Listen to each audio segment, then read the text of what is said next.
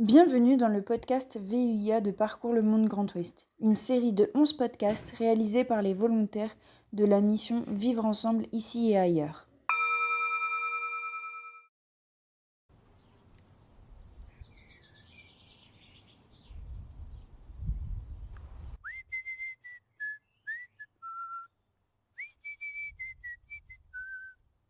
J'ai trouvé un oignon par terre. Tiens, je le mets où? Dedans là. Là-bas. Ah non, attends, Tu peux le planter là. Oui. bourdon, tu te calmes. Hop, là, quel bourdon? Tu connais ça, non? Comment ça s'appelle ici? C'est comment on appelle ça quand même? Des oignons. Ah là, exactement, c'est des oignons. Des fois, ma mère fait, moi j'ai fait les oignons. J'ai jamais aimé les oignons. Parce que ça pique. Tu vois, en fait, dans ta bouche, après, là, on joue pas. Je me présente, je suis Claire Pinonfac, directrice et enseignante à l'école du lieu utile. Lors de la rédaction du projet pédagogique, nous avons attaché une attention particulière à l'ouverture sur le monde, aux autres cultures et aux autres langues. Et donc, on a eu envie de faire appel à Parcours le Monde pour recevoir des services civiques à l'échelle internationale. On a eu la chance de faire un entretien avec Elmer, qui arrivait du Bénin et qui est arrivé dans notre école au mois de décembre, juste avant les vacances de Noël. Donc Elmer avait des compétences particulières autour de l'agroécologie et de tout ce qui était biodiversité.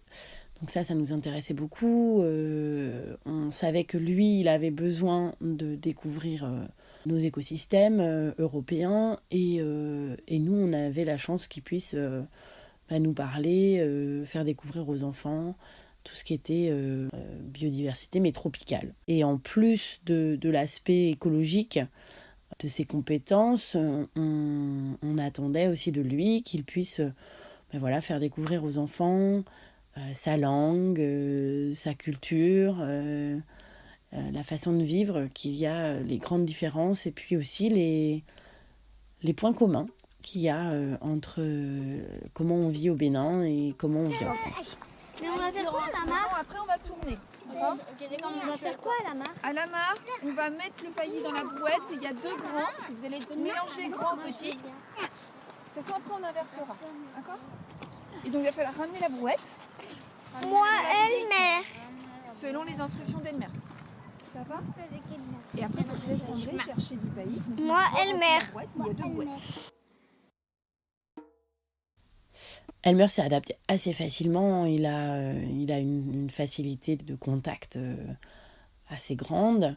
Ce qui a été difficile au début, ça a été aussi le changement de climat. Donc il a fallu accompagner aussi un peu les difficultés à ce sujet-là. Il est vraiment considéré comme un des adultes référents de l'école.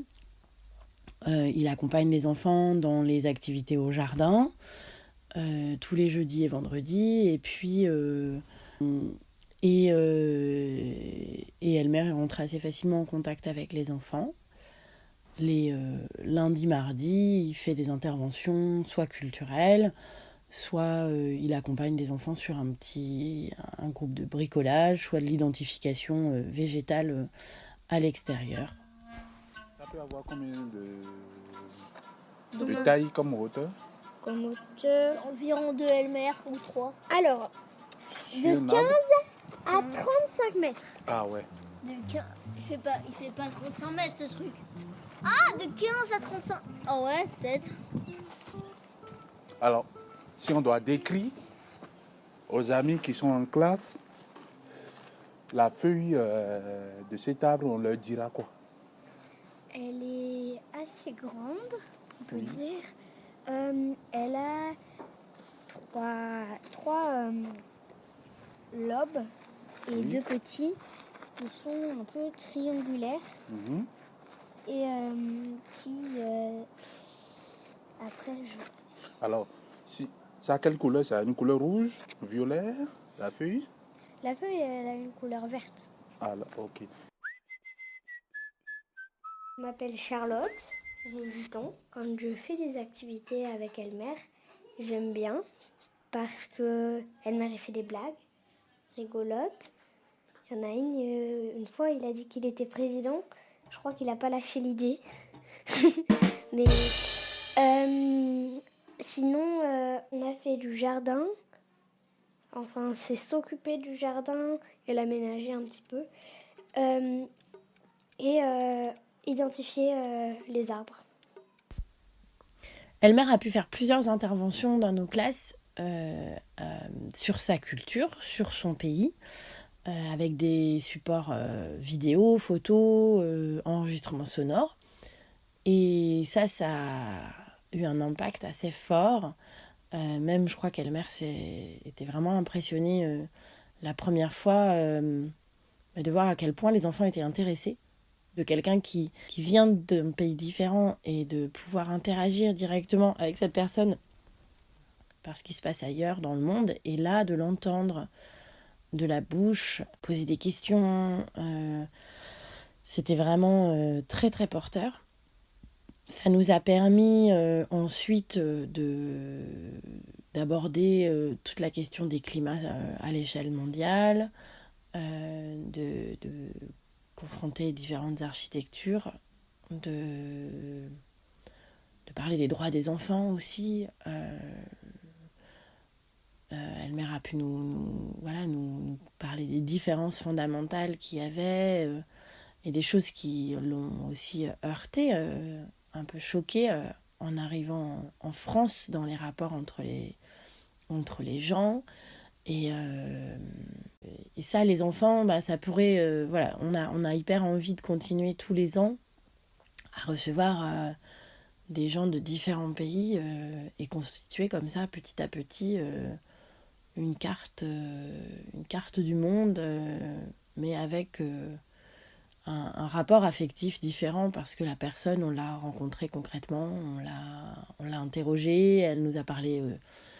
de sa vraie vie, de son enfance. Donc c'est vraiment un plus non négligeable. Les avantages qu'ils donnent à l'école, Elmer, c'est de nous aider au potager, de nous avoir aidé au lombricompost et du coup de protéger les plantes contre aussi les limaces. D'entretenir le jardin et de nous apprendre des choses sur un autre pays. Voilà.